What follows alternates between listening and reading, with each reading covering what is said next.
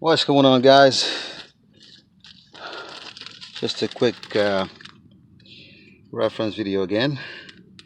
This is I believe a 1998 Honda Accord, and I guess they just called me to put on these parts. Somebody else tried to fix it with some gasket maker, but it didn't work out.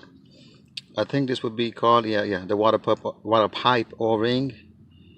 Um, there's a pipe under the what is it? Uh, right underneath the intake manifold. Runs from one side of the engine to the other side of the engine, and that pipe connects to the thermostat housing. And where they meet, they have two seals. This is one of them. This goes on the pipe itself, and there is another one,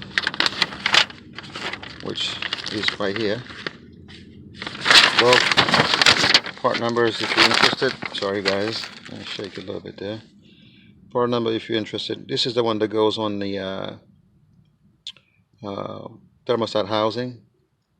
Well, on a head actually.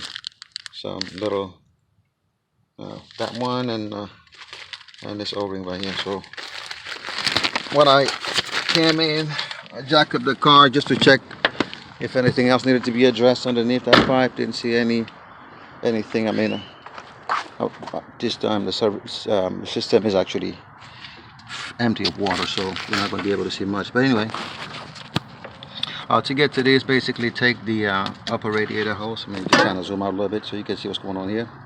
So that's the upper radiator hose. We're going to take it out of the way. You don't have to remove the thermostat itself, which I did, but you don't have to do that unless you're replacing the thermostat, which you should try to replace the thermostat.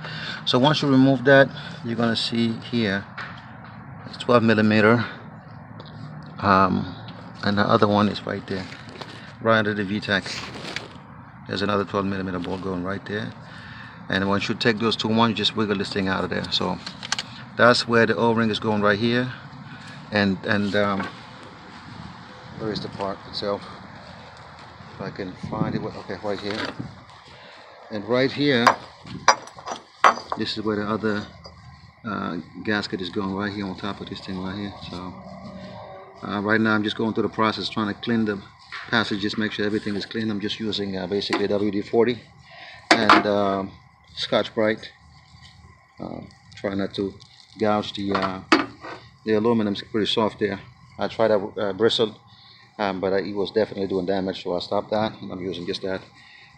So I'm just gonna continue cleaning this thing out. When I'm done, I'm probably gonna see if I can clean this thing out. They're trying to actually sell the car. They just bought a new car, so they're not interested in this one anymore. They just want to fix it to sell it, basically.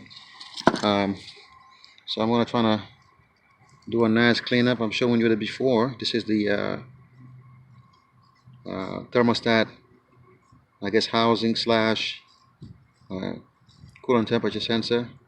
So we're gonna clean up all of these mess around it and make it look presentable before we put it back together. So let me just go ahead and finish cleaning up all of these right here, and then we're gonna clean with some brake clean. Make sure everything is nice and smooth, especially over here too. That other surface there, right there, that has to be clean. Still got some gasket left from when they try to fix it. So just a little bit more of the Scotch-Brite, we should be alright. So I'll give you another shot once I'm done cleaning everything up. And here we got the finished product. What's important is to get the clear passage in there. It doesn't have to be completely new, but once we get enough for the O-ring to go in there. The sealing is going to be done by the O-ring, so we trust in and not inside of the housing is clean as well. Make sure we got everything out of there. This was the other side of it. I don't want to go too deep. As you can see, you got a lot of pitting inside already, so this is pretty, I mean, it should be replaced, but like I said, I want to say he's selling the car. He doesn't want to spend any more money on his car. So I cleaned it up. Try not to go too aggressive, but the inside of it is still kind of the integrity is maintained. There's nothing protruding inside like a hole or something. So well, that's about it. I'm just going now and install the O-rings and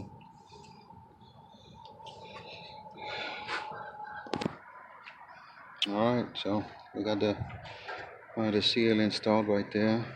As you see on either side of it, you got some a little bit of what you call that uneven surface there. Basically, that's what's going to keep the gasket from falling. So that's that. And we got the O-ring, the new one, right here on the pipe side. Looks pretty thick. So I'm gonna get some lubricant just to allow it to go in without rolling or without tearing. And I'd say put it back together and give you another shot. Okay, so everything is put back together. So now we'll see what happens once we get the battery back, because it was dead already. So I have to take it to AutoZone to get it charged up.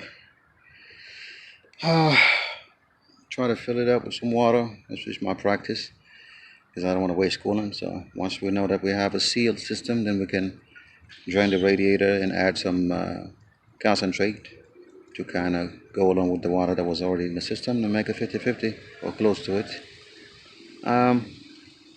So yeah, so at this point it's just a matter of getting that thing on and start the car, let the water pump move something around and see everything is good.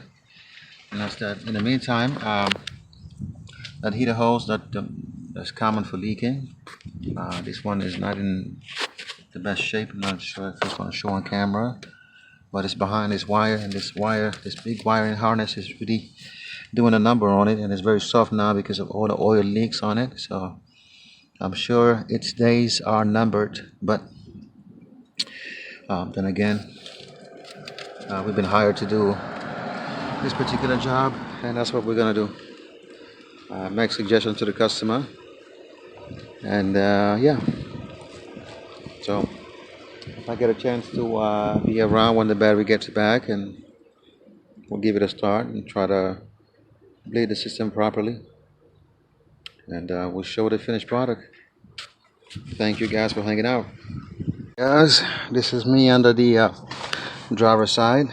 Right above me you can see the oil filter, and right here is the I'm trying to zoom out. It's kind of hard, tight spaces here, but that would be the drain bolt right there. So just to give you an idea where I'm at.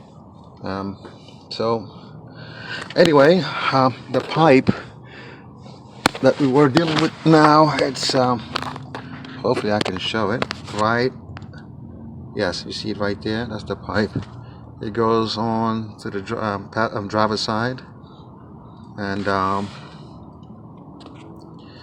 there's one hose right there. I mean, it'll help if you have long needle nose ply. Otherwise, like I do, you see my hand by the tire?